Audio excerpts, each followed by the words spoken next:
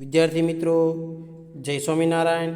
ધોરણ 8 વિષય ગણિત, ચેપ્ટર નંબર 11 માપન, એમાં સ્વાધ્યાય 11.2 એનો પ્રશ્ન નંબર આપણે 6 જોઈએ. એક સમબાજુ ચતુષ્કોણની બાજુ 5 સેમી અને વેધ 4.8 સેમી છે. એટલે કે એક સમબાજુ ચતુષ્કોણ આપેલો છે ને એક બાજુનું માપ 5 સેમી છે. સમબાજુ છે એટલે બધી બાજુના માપ કેટલા હશે? તો કે 5 સેમી હશે. અને એક વેધનું માપ તમને આપેલું છે કેટલું? તો કે એ વેધનું માપ આપેલું છે 4.8 સેમી. તો તેનું ક્ષેત્રફળ શોધો. તો કે આ જે સમબાજુ ચતુષ્કોણ છે એનું ક્ષેત્રફળ શોધવાનું છે. જો એક વિકર્ણની લંબાઈ 8 સેમી હોય, સાથે સાથે શું કીધું? એક વિકર્ણની લંબાઈ 8 સેમી હોય તો બીજા વિકર્ણની લંબાઈ પણ મેળવો. તો કે એક વિકર્ણને આધારે આપણે બીજા વિકર્ણનું માપ મેળવવાનું છે. તો આપણે તમે જોઈ શકો કે જે સમબાજુ ચતુષ્કોણ છે એને સમાંતર બાજુ ચતુષ્કોણ પણ ઓળખવામાં આવે છે. એટલે કે જે સમબાજુ ચતુષ્કોણ હોય એ સમાંતર બાજુ ચતુષ્કોણ પણ હોઈ શકે છે. તમે આકૃતિમાં જોઈ શકો કે અહીં તમને એક સમબાજુ ચતુષ્કોણ દોરીને આપેલો છે, જેની બધી બાજુના માપ કેટલા છે? 5 સેમી. કારણ કે સમબાજુ હોય તો બધી બાજુના માપ સરખા જ હોય. અને એના ઉપર તમને એની એક બાજુનું માપ 5 સેમી એટલે બધી બાજુના માપ કેટલા થશે? સરખા. એક વિકર્ણ દોરીને આપેલો છે એનું માપ કેટલું આપેલું છે? તો કે 8 સેમી. અને એક લંબ દોરીને આપેલો છે જેનું માપ છે 4.8 સેમી. તો આ માપને આધારે આપણે સૌ પ્રથમ સમબાજુ જે ચતુષ્કોણ છે એ સમબાજુ ચતુષ્કોણ એટલે કે સમાંતર બાજુ ચતુષ્કોણ એનું આપણે ક્ષેત્રફળ શોધવાનું છે. તો સૌ પ્રથમ આપણે સમાંતર બાજુ ચતુષ્કોણનું ક્ષેત્રફળના સૂત્રનો ઉપયોગ કરીશું કે સમાંતર બાજુ ચતુષ્કોણનું ક્ષેત્રફળ બરાબર પાયો ગુણ્યા વેધ. વેધ એટલે ઊંચાઈ, બરાબર, જેને આપણે તૂટક રેખા તરીકે દર્શાવી હતી એ. તો કે 1/2 પાયો ગુણ્યા વેધ. તો પાયો કેટલો તમને આપેલો છે? તો તમે એમાં પાયામાં જોઈ શકો પાયાનું માપ 5 છે. વેધ એટલે કે ઊંચાઈ કેટલી આપેલી હતી? તો કે 4.8 સેમી. બરાબર. તો હવે જો આપણે પોઈન્ટ દૂર કોઈ પણ સંખ્યાના કરવા હોય તો આપણને ખ્યાલ છે કે પોઈન્ટ પછી જમણી બાજુ જેટલા અંકો હોય એટલા શૂન્ય છેદમાં મૂકવા પડે. તો કે 5 ગુણ્યા 48/10. કારણ કે 4.8 એટલે 1 પોઈન્ટ દૂર એટલે 48/10. હવે તમે ઉડાડો 5 દુ 10 અને 24 દુ 48. એટલે કે જે આ સમાંતર બાજુ ચતુષ્કોણ છે એનું ક્ષેત્રફળ આપણને કેટલું મળ્યું? તો કે 24 સેન્ટીમીટર અને એનો વર્ગ આપણને સમાંતર બાજુ ચતુષ્કોણનું મળ્યું. સાથે સાથે આપણને કીધું કે એક વિકર્ણનું માપ આપણને આપેલું હતું અને બીજા વિકર્ણનું માપ આપણે શોધવાનું હતું. તો આપણે એ જ સૂત્રનો ઉપયોગ કરીએ કે સમબાજુ ચતુષ્કોણનું ક્ષેત્રફળ. ચતુષ્કોણનો આકાર સમબાજુ હતો તો કે સમબાજુ ચતુષ્કોણનું ક્ષેત્રફળ બરાબર આપણે ખ્યાલ છે 1/2 ગુણ્યા વિકર્ણ ગુણ્યા વિકર્ણ 2 એટલે કે વિકર્ણ બે વિકર્ણનો ગુણાકાર કરવાનો. તો ક્ષેત્રફળ આપણે મેળવ્યું. કેટલું મળ્યું? તો કે 24. 1/2 તો 1/2 એક વિકર્ણનું માપ આપણને આપેલું છે કેટલું છે? 8. અને બીજા વિકર્ણનું માપ આપણે શોધવાનું છે. બરાબર. તો 24/24 બેની મદદથી તમે 8 ઉડાડી શકો. 2 ચોક 8 એટલે કે 24 બરાબર 1 ગુણ્યા 4 ગુણ્યા વિકર્ણ 2. હવે જો વિકર્ણ 2નું માપ આપણે શોધવું હોય તો 1 અને 4ને બરાબરની સામે મોકલવા પડે. તો 1 અને 4ને બરાબરની સામે તમે મોકલો તો શું થશે? તો કે વિકર્ણ 2 બરાબર 24/4. 4ની મદદથી તમે 24ને ઉડાડી શકો. 4 6 24 એટલે જે વિકર્ણ છે બાકી એ બીજા વિકર્ણનું માપ આપણને કેટલું મળે? તો કે બીજા વિકર્ણનું માપ હંમેશા 6 સેન્ટીમીટર હોય છે. આગળ આપણે પ્રશ્ન નંબર 7 જોઈએ કે કોઈ એક મકાનના ભોંયતળિયામાં સમબાજુ ચતુષ્કોણ આકારની 3000 લાદીઓ લગાડેલ છે. એટલે કે એક મકાનના ભોંયતળિયામાં સમબાજુ ચતુષ્કોણ આકારની 3000 લાદીઓ લગાડેલ છે. આ લાદીના વિકર્ણની લંબાઈ 45 સેમી અને 30 સેમી છે. એટલે કે લાદીના જે વિકર્ણ છે બંનેની લંબાઈ કેટલી છે? તો કે એક વિકર્ણની લંબાઈ 45 સેમી છે અને બીજા વિકર્ણની લંબાઈ 30 સેમી છે. હવે 1 ચોરસ મીટર લાદી ઘસવાનો ખર્ચ જો 4 રૂપિયા હોય, એટલે કે 1 ચોરસ મીટર લાદી ઘસવી હોય તો એનો ખર્ચ કેટલો થાય? તો કે 4 રૂપિયા થાય. તો સમગ્ર ભોંયતળિયાની લાદી ઘસવા માટે કેટલો ખર્ચ થશે, એટલે કે આ લાદીઓ ઘસવી હોય તો એના માટેનો કુલ ખર્ચ કેટલો થશે એ આપણે શોધવાનો છે. તો સૌ પ્રથમ તો પહેલાં આપણી પાસે એક લાદીનું ક્ષેત્રફળ હોવું જોઈએ. તો કે એક લાદીનું ક્ષેત્રફળ એટલે કે સમબાજુ ચતુષ્કોણનું ક્ષેત્રફળ આપણને ખ્યાલ છે, કારણ કે લાદી કેવી આકારની છે તો કે સમબાજુ આકારની. તો કે એક લાદીનું ક્ષેત્રફળ બરાબર 1/2 ગુણ્યા 2 વિકર્ણોનો ગુણાકાર, એટલે કે 1/2 ગુણ્યા 2 વિકર્ણ એટલે કે 45 ગુણ્યા 30. તો કે 15 દૂને 30 એટલે કે કેટલા મળશે તો કે 45. ત્યારબાદ તમે જોઈ શકો કે 45 ગુણ્યા 15. હવે 45 અને 15નો તમે ગુણાકાર કરો તો તમને એ ગુણાકારનો જવાબ કેટલો મળે તો કે 675 સેન્ટીમીટરનો વર્ગ. એટલે કે જે ચોરસ લાદી છે, સમબાજુ ચતુષ્કોણ આકારની જે લાદી છે એનું ક્ષેત્રફળ કેટલું મળે તો કે 675 મીટરનો વર્ગ. પરંતુ આપણે કીધેલું છે કે લાદીની સંખ્યા છે અગાઉથી આપણને આપેલી હતી, કેટલી હતી તો કે 3000 છે, બરાબર. તો કે 3000 લાદી છે જોઈએ છે, તો આપણે એક લાદીનું ક્ષેત્રફળ મેળવ્યું એવી આપણી પાસે લાદી કેટલી છે તો કે 3000. તો કે ભોંય તળિયાનું કુલ ક્ષેત્રફળ આપણે શોધવું પડે ને. તો એક લાદીનું ક્ષેત્રફળ ગુણ્યા કુલ લાદી.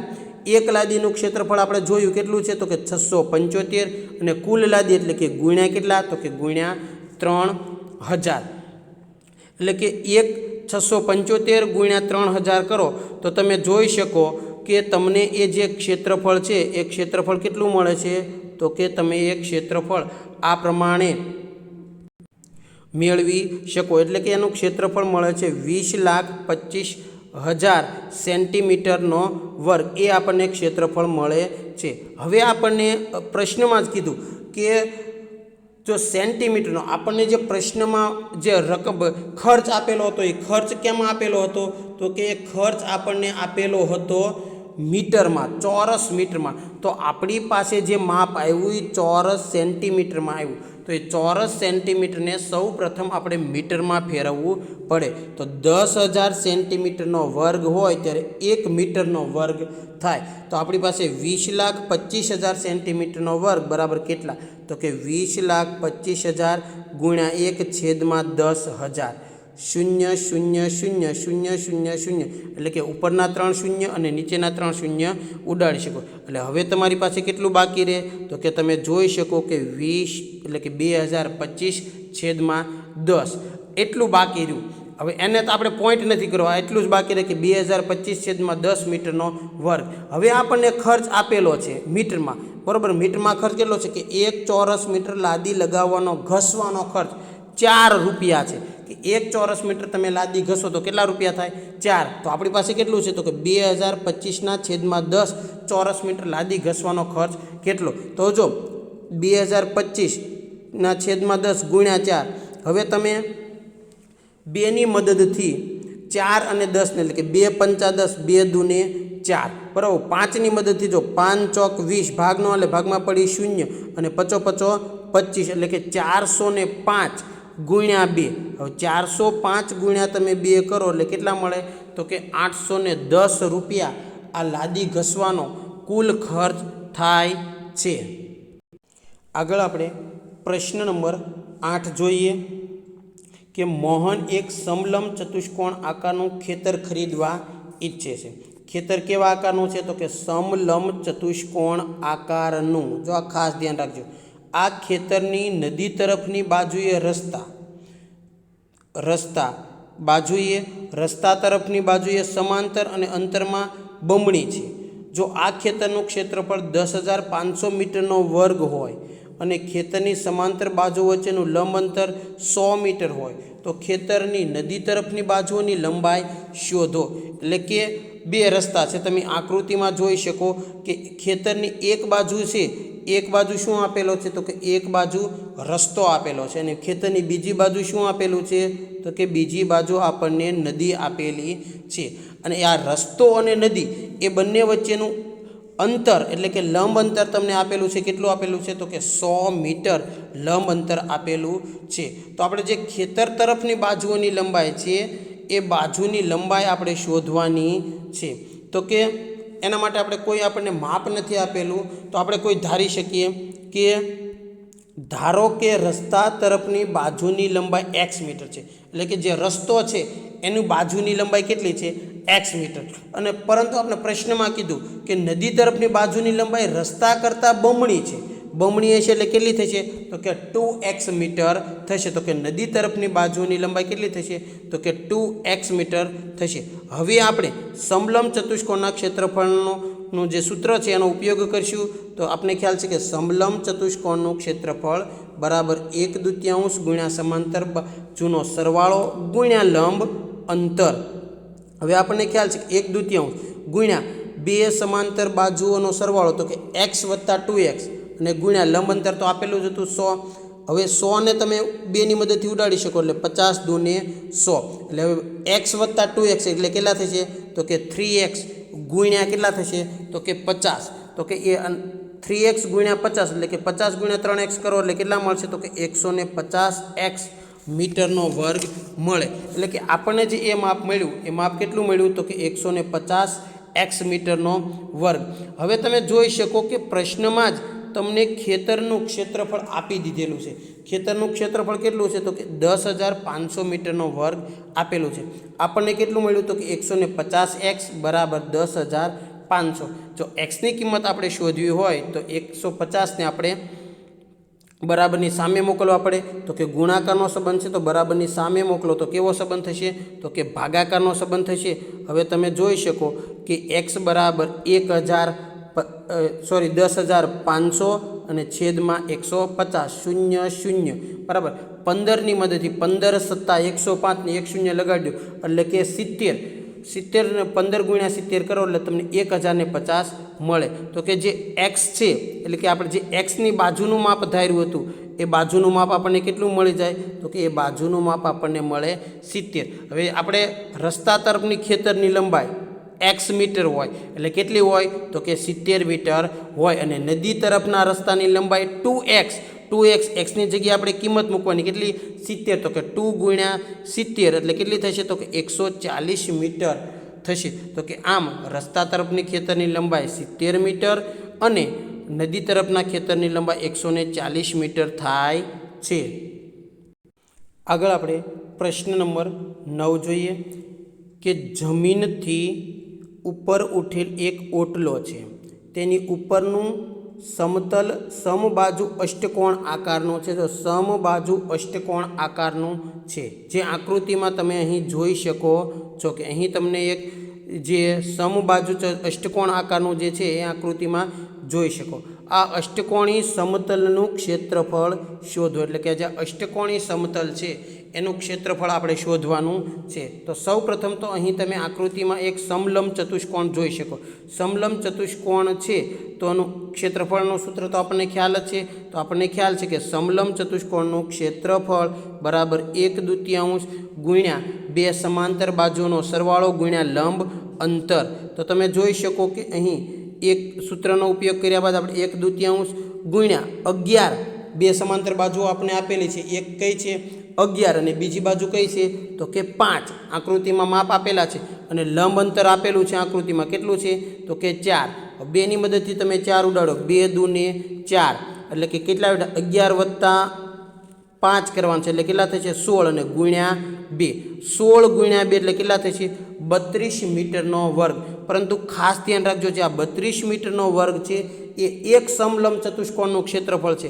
આપણે કેટલા સમલંબ ચતુષ્કોણનું શોધવાનું છે તો કે બે સમલંબ ચતુષ્કોણના ક્ષેત્રફળ તો કે 2 × 32 બરાબર 32 × 64 મીટરનો વર્ગ. એટલે કે આમ જે સમલંબ ચતુષ્કોણ છે એનું ક્ષેત્રફળ કેટલું મળ્યું તો કે 64 મીટરનો વર્ગ મળ્યો. હવે આકૃતિમાં તમે જોઈ શકો કે તમને એમાં એક લંબચોરસ જોવા મળશે જેની લંબાઈ કેટલી છે તો કે લંબાઈ છે 11 મીટર અને પહોળાઈ કેટલી છે તો કે પહોળાઈ 5 મીટર છે. તો એ લંબચોરસ જે છે એ લંબચોરસનું આપણને ક્ષેત્રફળ કેટલું મળે તો કે 11 × 5 11 × 5 = 55 મીટરનો વર્ગ મળે. તો હવે આપણે જો આ અષ્ટકોણ આકારનો જે ઓટલો હતો એનું ક્ષેત્રફળ શોધવું હોય તો શું કરવું પડે તો કે લંબચોરસનું ક્ષેત્રફળ અને જે બે સમલંબ ચતુષ્કોણ હતા એ બંનેનો સરવાળો તો કે એનો સરવાળો આપણને કેટલો મળ્યો હતો તો કે 64 મીટરનો વર્ગ લંબચોરસનો 55 મીટરનો વર્ગ. 64 + 55 મીટરનો વર્ગ કરો એટલે 110 મીટરનો વર્ગ આપણને જે આ અષ્ટકોણ આકારનો જે ઓટલો હતો એ ઓટલાનું ક્ષેત્રફળ મળે. આગળ આપણે પ્રશ્ન નંબર 10 જોઈએ કે પ્રશ્ન નંબર 10માં એક પંચકોણ આકારનો બગીચો છે. એટલે કે પંચકોણ આકારનો તમને એક આકૃતિમાં જોઈ શકો કે બગીચો આપેલો છે. બરાબર. પંચકોણ આકારના બગીચામાં તમે જોઈ શકો કે જે આકૃતિમાં દર્શાવેલ છે આ પંચકોણનું ક્ષેત્રફળ શોધવા માટે જ્યોતિ અને કવિતા એ જુદી જુદી રીતે પંચકોણને વિભાજિત કરેલ છે. એટલે કે એક પંચકોણ આકારનો બગીચો છે. એ બગીચામાં જ્યોતિ અને કવિતાએ બે જુદી જુદી રીતે વિભાજન કરેલું છે. તો અહીં તમે જોઈ શકો કે અહીં જ્યોતિએ વિભાજન કરેલું છે અને અહીં કવિતાએ વિભાજન કરેલું છે પંચકોણ આકારનું. તો બંને રીતે કરેલા વિભાજનની મદદથી બગીચાનું ક્ષેત્રફળ શોધો. શું તમે આ પંચકોણનું ક્ષેત્રફળ શોધવાની અન્ય કોઈ રીત બનાવી શકો છો? એટલે કે આપણને કીધું જે પંચકોણ આકારનો જે બગીચો છે એ બગીચાનું ક્ષેત્રફળ જ્યોતિ અને કવિતા નામની બે છોકરીઓ છે એણે અલગ અલગ રીતે વિભાજન કર્યું. તો એણે કઈ રીતે વિભાજન કર્યું એ આપણે શોધવાનું છે. તો સૌ પ્રથમ પહેલાં આપણે જોઈએ કે જ્યોતિએ બનાવેલ આકૃતિ 2 એકરૂપ સમલંબ ચતુષ્કોણમાં વિભાજિત છે. એટલે કે જે જ્યોતિએ જે વિભાજન કરેલું છે તમે જોઈ શકો કે જ્યોતિએ કયું વિભાજન કર્યું તો કે જ્યોતિએ અહીં આ પ્રમાણે જે આકૃતિમાં વિભાજન કરેલું છે આ જ્યોતિનું વિભાજન છે. તો એમાં તમને શું જોવા મળે છે તો કે 2 સમલંબ આકારના ચતુષ્કોણ જોવા મળે છે. કેટલા જોવા મળે છે? 2 જોવા મળે છે. તો સમલંબ ચતુષ્કોણનું ક્ષેત્રફળ શોધવાનું સૂત્ર તો આપણને ખ્યાલ જ છે. તો એ સૂત્રનો ઉપયોગ કરશું કે સમલંબ ચતુષ્કોણનું ક્ષેત્રફળ બરાબર 1/2 ગુણ્યા 2 સમાંતર બાજુનો સરવાળો ગુણ્યા એના વચ્ચેનું લંબ અંતર. બરાબર. તો તમે જોઈ શકો કે 1/2 15 વત્તા 30 એ બે બાજુઓ આપેલી છે 15 અને 30. તો કે 15 વત્તા 30 એટલે કેટલા થશે? 45 ગુણ્યા 15/2. કારણ કે એ બાજુનું વિભાજન કરે છે એટલે અડધું થશે. તો કે એનું લંબાંતર કેટલું થશે કે તો 15 કરતાં અડધું. એટલે કે આપણે 15/2 લખી શકીએ. તો હવે તમે જોઈ શકો 1/2 15 અને 30નો સરવાળો કર્યો તો કેટલો મળ્યો? 45. હવે આપણે તમે જોઈ શકો કે ઉપર તમારે 45 ગુણ્યા 15 ઉપર આપણી પાસે 45 ગુણ્યા 15 છે એટલે આપણે કેટલા મળે? 675. અને નીચે 2 ગુણ્યા 2 છે એટલે કેટલા મળે? 4. તો જે એક સમલંબ ચતુષ્કોણ હતું એનું ક્ષેત્રફળ કેટલું મળે તો કે 675/4 મીટરનો વર્ગ. પરંતુ એવા જ્યોતિએ વિભાજન કર્યું ત્યારે કેટલા ચતુષ્કોણ બન્યા તો આપણને ખ્યાલ છે એવા 2 સમલંબ ચતુષ્કોણ બન્યા. તો કે 2 ગુણ્યા 75 675/4. તો 2 ગુણ્યા 2 એટલે કેટલા વધ્યા તો કે 675/2. આ પણ જવાબ મૂકી શકો તમે અથવા 675/2 કરો તો કે 337.5 મીટર વર્ગ એ જવાબ આપણને કોનો મળે તો કે જે જ્યોતિએ વિભાજન કર્યું એ જવાબ આપણને એટલો 337.5 મીટરનો વર્ગ મળે. હવે આપણે જોઈએ કવિતાએ વિભાજન જે કર્યું એ તો આપણને ખ્યાલ છે કે કવિતાએ જે આકૃતિમાં વિભાજન કર્યું એ આકૃતિ તમે જોઈ શકો કે એમાં કવિતાએ આપણને આ પ્રમાણેનું વિભાજન કર્યું. એટલે કે એક લંબચોરસ, ચોરસ અને એક ત્રિકોણ જેવો આપણને આકાર જે કવિતાએ વિભાજન કર્યું એમાં જોવા મળે છે. તો આપણે કવિતાએ કે વિભાજન કર્યું એનું ક્ષેત્રફળ જોઈએ તો કે કવિતાએ બનાવેલ આકૃતિ એક ચોરસ અને એક ત્રિકોણમાં વિભાજિત થાય છે. એટલે કે આપણને ખ્યાલ છે કે કવિતાએ જે પંચકોણ બગીચો હતો એનું વિભાજન કર્યું તો શું બન્યું હતું તો કે એક ચોરસ બન્યો હતો અને એક શું બન્યો હતો તો કે એક ત્રિકોણ. આવી 2 આકૃતિ તમને જોવા મળી હતી. તો સૌપ્રથમ પહેલાં આપણે ચોરસનું ક્ષેત્રફળ અને ત્યારબાદ લંબચોરસનું એટલે ત્રિકોણનું ક્ષેત્રફળ શોધીએ. તો આપણને ખ્યાલ છે કે ચોરસનું ક્ષેત્રફળ છે ચોરસનું ક્ષેત્રફળ કેટલું છે તો કે ચોરસનું ક્ષેત્રફળ બરાબર લંબાઈ ગુણ્યા લંબાઈ. લંબાઈ આપણને આપેલી જ હતી કેટલી તો કે 15 ગુણ્યા 15. હવે 15 ગુણ્યા 15 કરો એટલે કેટલું મળે તો કે 225 મીટરનો વર્ગ મળે. તો કે આપણને ચોરસનું ક્ષેત્રફળ મળે 225 મીટરનો વર્ગ. હવે કવિતાએ વિભાજન કર્યું એમાં એક આકૃતિ કઈ હતી તો કે ત્રિકોણની આકૃતિ હતી. તો આપણે ત્રિકોણનું ક્ષેત્રફળ શોધીએ તો કે ત્રિકોણનું ક્ષેત્રફળ બરાબર 1/2 પાયો ગુણ્યા વેધ એટલે કે ઊંચાઈ. તો આપણે ખ્યાલ છે 1/2 પાયો ગુણ્યા વેધ, તો કે 1/2 ગુણ્યા પાયાનું માપ પણ 15 છે, વેધનું માપ પણ 15 છે, તો 15 ગુણ્યા 15 એટલે કેટલા થશે? તો કે 225, અને છેદમાં કેટલા આપેલા છે? તો કે છેદમાં 2 આપેલા જ છે. હવે 225 છેદમાં 2 એટલે કે 225 ભાગ્યા 2 કરો એટલે તમને કેટલા મળશે? તો કે 112.5 મીટરનો વર્ગ મળે.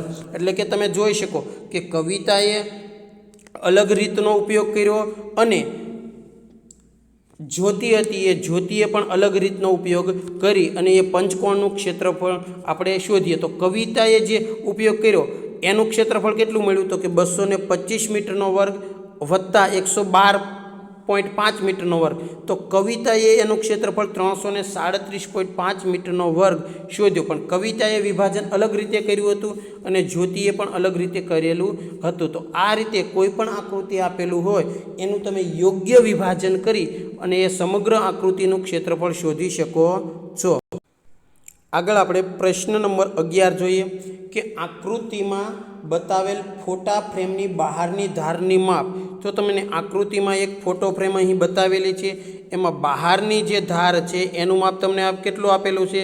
તો કે 24 સેન્ટીમીટર અને 28 સેન્ટીમીટર, અને આ બાજુનું માપ છે 28 સેન્ટીમીટર, અને અંદરની ધારનું માપ અનુક્રમે 16. અંદરની જે ધાર છે એનું એક બાજુનું માપ 16 છે અને બીજી બાજુનું માપ 20 છે. હવે જો ફ્રેમના 4 ટુકડાની જાડાઈ સમાન હોય, ફ્રેમના 4 ટુકડા છે એની જાડાઈ કેવી છે? તો કે સમાન હોય, તો ફ્રેમના પ્રત્યેક ટુકડાનું ક્ષેત્રફળ શોધો. તો કે આ ફ્રેમનો જે દરેક ટુકડો છે, દરેક ટુકડો એટલે કે A, B, C અને D, આ 4 ટુકડા છે એ 4 ટુકડાનું આપણે ક્ષેત્રફળ શોધવાનું છે. તો સૌ પ્રથમ તો આ જે ફોટો ફ્રેમ છે એ ફોટો ફ્રેમનું કેટલામાં વિભાજન થયું? તો કે 4 સમલંબ ચતુષ્કોણમાં એમાં વિભાજન થયું. એ 4 સમલંબ ચતુષ્કોણને આપણે નામ શું આપ્યું? તો કે A, B, C અને D. હવે આપને ખ્યાલ છે કે જો સમલંબ ચતુષ્કોણ હોય તો એના સામેના માપ ક્ષેત્રફળ કેવા હોય? તો કે સામેના ક્ષેત્રફળ સરખા હોય. એટલે કે જેટલું એનું ક્ષેત્રફળ હોય એનું એટલું કેટલું હોય? સીનું. જેટલું બીનું હોય એટલું કોનું હોય? ડીનું હોય. તો એ રીતે સામેના ક્ષેત્રફળના માપ સરખા હોય. એટલે કે જો એનું ક્ષેત્રફળ જેટલું હશે એટલું જ કોનું હશે? તો કે સીનું ક્ષેત્રફળ હશે. બીનું ક્ષેત્રફળ હશે એટલું જ કોનું હશે? ડીનું ક્ષેત્રફળ. તો આપણે આ 4 જે ટુકડા છે 4 A, B, C, D એનું ક્ષેત્રફળ શોધીએ. તો આપણે ખ્યાલ છે સૌ પ્રથમ આપણે સમલંબ ચતુષ્કોણ A માટે જોઈએ કે સમલંબ ચતુષ્કોણ A માટે તો કે સમાંતર બાજુની લંબાઈ તમને આપેલી છે, કેટલી છે? 24 અને 16. તો ઊંચાઈ આપણે શોધવાની છે, તો 24 અને 16. તો આકૃતિમાં તમે જોશો તો 28 ઓછા 20, કારણ કે અંદરનો જે ટુકડો છે એનું માપ તમારે બાદ કરવું પડશે. એટલે ઊંચાઈ કેટલી મળશે? તો કે 28 ઓછા 20. 28 ઓછા 20 એટલે કેટલા થશે? તો કે 8/2 એટલે 2 ચોક 8. એટલે ઊંચાઈ કેટલી મળી? તો કે 4 સેમી તમને એની ઊંચાઈ મળે. હવે આપણે સમલંબ ચતુષ્કોણ એનું ક્ષેત્રફળ શોધીએ. તો કે સમલંબ ચતુષ્કોણ એનું ક્ષેત્રફળ બરાબર 1/2 ગુણ્યા 2 સમાંતર બાજુનો સરવાળો ગુણ્યા લંબ અંતર. 1/2 ગુણ્યા 2 સમાંતર બાજુ એટલે કે 16 વત્તા 24, અને લંબ અંતર કેટલું છે? તો કે લંબ અંતર 4 થશે બંને વચ્ચેનું. બરાબર. તો હવે 2 થી તમે 4 2 દૂને 4. હવે 16 વત્તા 24 એટલે કેટલા થશે? તો કે 40 ગુણ્યા 2. એટલે કે સમલંબ ચતુષ્કોણ જે A છે એનું ક્ષેત્રફળ તમને મળે 80 સેન્ટીમીટરનો વર્ગ. એટલે કે જે પહેલો ટુકડો છે એ ટુકડાનું ક્ષેત્રફળ તમને મળ્યું 80 સેમીનો વર્ગ. હવે આપણે સમલંબ ચતુષ્કોણ B માટે જોઈએ. તો સમલંબ ચતુષ્કોણ B માટે તમે જુઓ તો એમાં પણ સમાંતર બાજુઓની તમને લંબાઈ આપેલી છે. કેટલી છે? 28 અને 20. 28 અને 20. તો તમે જોશો તો કે 24 અને 16 એની ઊંચાઈ શોધવા માટે તમારે આ બે બાજુનો ઉપયોગ કરવો પડશે, કારણ કે બહારની બાજુ 24 છે, એમાંથી તમારે અંદરની બાજુ બાદ કરવી પડે. એટલે 24માંથી તમે 16 બાદ કરો એટલે 8/2 અને 2 ચોક 8 એટલે કેટલું મળે? તો કે 4 સેમી તમને એની ઊંચાઈ મળે. હવે આપણે સમલંબ ચતુષ્કોણ બીનો ઉપયોગ કરીએ કે સમલંબ ચતુષ્કોણ બીનું ક્ષેત્રફળ બરાબર 1/2 ગુણ્યા 2 સમાંતર બાજુનો સરવાળો ગુણ્યા ઊંચાઈ. તો 1/2 ગુણ્યા 2 સમાંતર બાજુ 28 અને 20 ગુણ્યા 4. તો 2 દૂને 4.